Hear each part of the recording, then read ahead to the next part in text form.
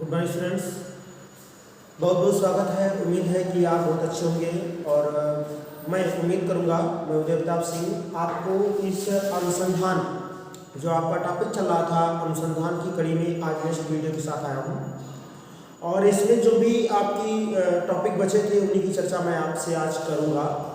सबसे पहले बात जो हुई थी आपसे ये बात हो गई थी कि अनुसंधान क्या है, अनुसंधान के कितने प्रकार होते हैं और उसके बाद आप में एक टॉपिक आया था, इसका नाम था क्रियात्मक अनुसंधान। अर्थात क्रियात्मक अनुसंधान क्या होता है इसकी चर्चा भी मैं आपसे कर चुका था और क्रियात्मक अनुसंधान की वास्तव में विशेषताएं क्या होती हैं इसकी भी चर्चा आपसे हो चुकी थी। दोबारा थोड़ा सा 2 मिनट रिपीट कर दे रहा हूँ। क्रियात्मक अनुसंधान क्या है तो मैंने आपको बताया था शैक्षणिक समस्या का त्वरित निदान करना क्रियात्मक अनुसंधान है, यानी कि शिक्षा से संबंधित जो भी समस्याएं हैं उसका निराकरण करना क्रियात्मक अनुसंधान का मुख्य उद्देश्य होता है। क्रियात्मक अनुसंधान की परिकल्पना स्टीफन एम कोरे ने किया था और ये कहा था, स्टीफन एम कोरे की एक बड़ी फेमस परिभाषा है क्रियात्मक अनुसंधान की कि क्रियात्मक अनुसंधान आपके शैक्षिक लक्ष्य को पूरा करने में महत्वपूर्ण योगदान प्रदान करता है। आज आपके सामने नेक्स्ट की बात करूंगा, क्रियात्मक अनुसंधान के उद्देश्यों की चर्चा की जाएगी। तो क्रियात्मक अनुसंधान के उद्देश्य में पहला आपका है कार्य विश्लेषण पर बल प्रदान करना। क्रियात्मक अनुसंधान का जो प्रमुख उद्देश्य है कार्य विश्लेषण पर बल प्रदान करना, अर्थात जो भी आप कार्य करते हैं उसको वास्तव में वर्गीकरण करना क्रियात्मक अनुसंधान का उद्देश्य है। दूसरा जो लिखा है विद्यालय में छात्रों के स्तर को ऊंचा उठाना, यानी कि वास्तव में जो आपका क्रियात्मक अनुसंधान है वो शैक्षणिक समस्या से संबंधित है, अतः विद्यालय में छात्रों के स्तर को क्या करना है, ऊंचा उठाना है। थर्ड क्या है, शिक्षा से संबंधित समस्याओं को दूर करना। फोर्थ क्या है, शिक्षकों व प्रधानाचार्यों के क्रियाकलापों में सुधार लाना। फिफ्थ क्या है, विद्यालय में छात्रों को एवं शिक्षकों को शोध कार्य करने पर बल देना। सबसे पहले आपको एक बात बता दें, क्रियात्मक अनुसंधान का मतलब ही होता है खोजबीन करना। अतः अनुसंधान कार्य में शिक्षक, छात्र, प्रधानाचार्य व शिक्षा संबंधित जो भी समस्याओं का जो भी निराकरण किया जाता है, जो चाहे वो परीक्षा से संबंधित हो या कक्षा अनुशासन से संबंधित हो या विद्यालय प्रशासन से संबंधित हो, विद्यालय प्रबंधन से संबंधित हो, ये सब वास्तव में क्रियात्मक अनुसंधान के उद्देश्य में शामिल किया जा सकता है। बहुत सारी बातें अगर मैं बात करूं, विद्यालय में छात्रों एवं शिक्षकों में प्रजातंत्र, ठीक है, प्रजातांत्रिक अगर बात करें मूल्यों का विकास करना, ये बहुत मेन आता है कि विद्यालय में शिक्षकों व छात्रों में प्रजातांत्रिक मूल्यों का विकास करना वास्तव में अनुसंधान का मुख्य उद्देश्य होता है। आइए चर्चा करते हैं अनुसंधान के चरण। बहुत इंपॉर्टेंट टॉपिक है अनुसंधान, क्योंकि रीजन ये है कि आपके पेपर में हमेशा पूछ लेता है अनुसंधान के चरण, यानी कि वास्तव में अनुसंधान। सबसे पहले बात आपको बता दें, आपके बार बार कह रहे हैं कि अनुसंधान की एक फाइल बनेगी। अगर मैं बात करूं आपसे थोड़ी सी चर्चा कर लेता हूं कि आप अपने एक छोटे जो बच्चों के हैं प्राइमरी विद्यालय में आप अगर टीचिंग करने जाएंगे तो आपके सामने एक समस्या उत्पन्न होगी। समस्या वही समस्या, उसी समस्या का निराकरण करके, उसी समस्या का चुनाव करके आपको उसको निराकरण करना है। तो मैं मान लूँ कि कोई अभिषेक कुमार लड़का है और उसने क्या किया, छोटे बच्चों की समस्याओं में क्या लिया, कक्षा 1 में जब पढ़ाने गया या 2 में पढ़ाने गया तो क्या लिया, कक्षा 1 के बच्चे जोड़ घटाव में कठिनाई, यानी कि ये समस्या लेगा तो उसका बढ़िया बिल्कुल समस्या का टॉपिक लिखेगा कि प्राथमिक विद्यालय भौली के, ऐसे कैसे लिखेगा, लखनऊ जनपद के बक्सी तालाब ब्लॉक के प्राथमिक विद्यालय भौली के, ठीक है, बच्चों को, और उसमें बच्चों का कुछ अगर बात करें डेटा दे देगा, इतने बच्चों को जोड़ना घटाना करने में समस्या। पता अनुसंधान के चरण में जो सबसे पहला चरण आएगा, तो अगर मैं बात करूं अनुसंधान का जो पहला चरण क्या होगा तो वो होगा समस्या का चुनाव करना। क्या होगा, समस्या का चुनाव करना, यानी कि सबसे पहले आप किस मुद्दे पर काम करेंगे, वास्तव में आपका मुद्दा क्या होगा, आप किस पर वर्क करेंगे, तो सबसे पहले आपके पास क्या होनी चाहिए, समस्या होनी चाहिए। क्या होनी चाहिए, समस्या। जिससे आपकी समस्या आप चुनाव कर लेंगे तो दूसरा क्या आएगा, परिकल्पना का निर्माण। क्या आएगा, परिकल्पना का निर्माण, यानी कि आपको इतना बता दें, जिससे मैं छोटी सी चर्चा आपसे कर लूँ, आप लखनऊ में टेट सुपर टेट तैयारी करने आ रहे हैं, वो तो आप पास बहुत सारी समस्या है, रूम की समस्या, पैसे की समस्या, अच्छी कोचिंग ढूंढने की समस्या, लेकिन पता चला जब समस्या आपको समस्या मिल गई तो आपका परिकल्पना क्या बनाते हो, परिकल्पना का मतलब होता है पहले से प्रस्तावित उत्तर। पहले से प्रस्तावित उत्तर। ये बात ध्यान रखिए, परिकल्पना का मतलब क्या होता है, हाइपोथेसिस का मतलब क्या होता है, पहले से प्रस्तावित उत्तर, यानी कि उत्तर या तो पॉजिटिव होगा या तो निगेटिव होगा। बस ये कारण तो हो सकता है, या तो आप नौकरी पाएंगे या तो नहीं पाएंगे, और कोई तीसरा कारण नहीं हो सकता। यदि आप मेहनत करेंगे तो बिल्कुल नौकरी आपको मिलेगी, नहीं मेहनत करेंगे तो बिल्कुल नहीं मिलेगी। ठीक है, तो अगर बात करें परिकल्पना का मतलब होता है पहले से प्रस्तावित उत्तर। तो अनुसंधान के चरण में पहला चरण कौन सा है, समस्या का चुनाव। दूसरा चरण क्या है, परिकल्पना का निर्माण। तीसरा क्या है, शोध की रूपरेखा, रिसर्च डिजाइन, शोध की रूपरेखा। ठीक है, चौथा चरण क्या है इसका, आंकड़ों को एकत्रित करना, आंकड़ों को एकत्रित करना। पांचवा चरण आपका इसका क्या है, आंकड़ों का वर्गीकरण करना, आंकड़ों का वर्गीकरण करना। और छठा चरण क्या है, निष्कर्ष। आपको बता दें, अगर यहीं पे पीएचडी का या डिजर्टेशन एमएड के जो बच्चे करते हैं, वहाँ पर एक टॉपिक होता है, इसका नाम रिजल्ट होता है। रिजल्ट के बाद निष्कर्ष होता है, लेकिन यहाँ पर क्रियात्मक अनुसंधान में रिजल्ट नहीं बात करते। यहाँ पर क्या होता है, पहला टॉपिक चरण में क्या होता है, समस्या का चुनाव करना, दूसरा परिकल्पना का निर्माण करना, तीसरा शोध की रूपरेखा, चौथा आंकड़ों का एकत्रीकरण, पांचवा आंकड़ों का वर्गीकरण, और छठा क्या होता है, निष्कर्ष। ये आपको हर हालत में हर बच्चे को आने चाहिए कि वास्तव में क्रियात्मक अनुसंधान में बीटीसी में अनुसंधान के क्रियात्मक अनुसंधान के कुल 6 चरण बताए गए हैं। समस्या का चुनाव करना, परिकल्पना का निर्माण करना, शोध की रूपरेखा, आंकड़ों का एकत्रीकरण, आंकड़ों का वर्गीकरण और निष्कर्ष। इतनी बात समझ में आपको आ गई? किसी को दिक्कत हो तो बताएं। अगर इतनी बात किसी को समझने में दिक्कत हो तो बिल्कुल बताइएगा। अब अगर मैं बात करूं क्रियात्मक अनुसंधान के बारे में, आपने लिख लिया, उम्मीद करूंगा कि आप अच्छे से इनको नोट डाउन करेंगे। क्रियात्मक अनुसंधान की चर्चा हो रही थी, क्रियात्मक अनुसंधान के चरण की बात आपके सामने आई।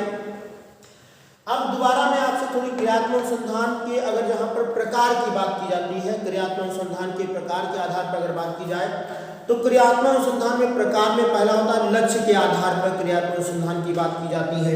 समस्या के स्वरूप के आधार पर क्रियात्मक अनुसंधान की बात की जाती है। और समस्या के स्वरूप जिसे अगर बात की जाए तो उसमें कुछ चर्चा आपको, सबसे अगली हेडिंग है क्रियात्मक अनुसंधान का महत्व क्या है।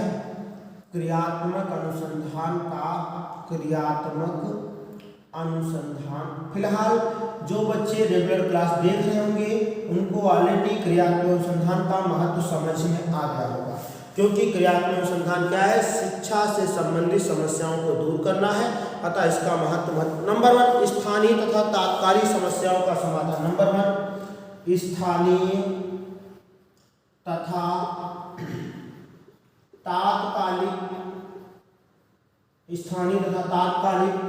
समस्याओं का, ठीक है। अगर बात की स्थानीय तथा तात्कालिक समस्याओं का निराकरण, पहला अगर मैं बात करूंगा निराकरण, यानी कि जो वास्तव में लोकल समस्याएं हैं, अर्थात या उन जो समस्याओं को तुरंत समाधान किया सके, इसमें क्रियात्मक अनुसंधान का महत्व है। नंबर 2 घटना स्थल पर ही अध्ययन। नंबर 2 इसका वास्तव में क्या है, घटना स्थल पर ही अध्ययन किया जाता है। घटना स्थल पर ही अध्ययन किया जाता है। ये नहीं कि ऐसा है घटना आज घटी है और 10 दिन के बाद होगा, तो नहीं। क्रियात्मक अनुसंधान कहता है जिस समय घटना घटी है उसी घटना पर इसका अध्ययन किया जाए तो वास्तव में सबसे अच्छा अनुसंधान पाया जाता है। अगला क्या है, समस्या मूल्यांकन में सहायक। नंबर 3 क्या है, समस्या मूल्यांकन में सहायक होता है, यानी कि समस्याओं का मूल्यांकन करने में क्रियात्मक अनुसंधान महत्वपूर्ण योगदान देता है। अगला क्या अगर बात की जाए, लचीली अनुसंधान, इधर लिखे दे रहे हैं जिससे आपको कोई दिक्कत हो। नंबर 4 लचीली अनुसंधान प्रकृति, यानी कि अनुसंधान भी कैसा होना चाहिए, अगर बात की जाए आपके अनुसार, एनवायरनमेंट के अनुसार परिवर्तनशील होना चाहिए, समय के अनुसार परिवर्तनशील होना चाहिए। यानी कि अगर यहाँ पर पद्धति क्या है, पद्धति, यानी कि जो अनुसंधान की प्रकृति है वो समय के अनुसार और आपके वातावरण के साथ परिवर्तनशील होनी चाहिए। अगला क्या है, जनतांत्रिक मूल्यों के आधार पर समस्या का सुधार। जनतांत्रिक जनतांत्रिक मूल्यों के आधार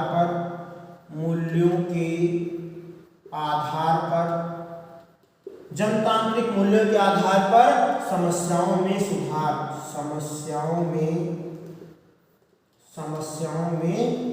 ये बिल्कुल ध्यान रखिएगा।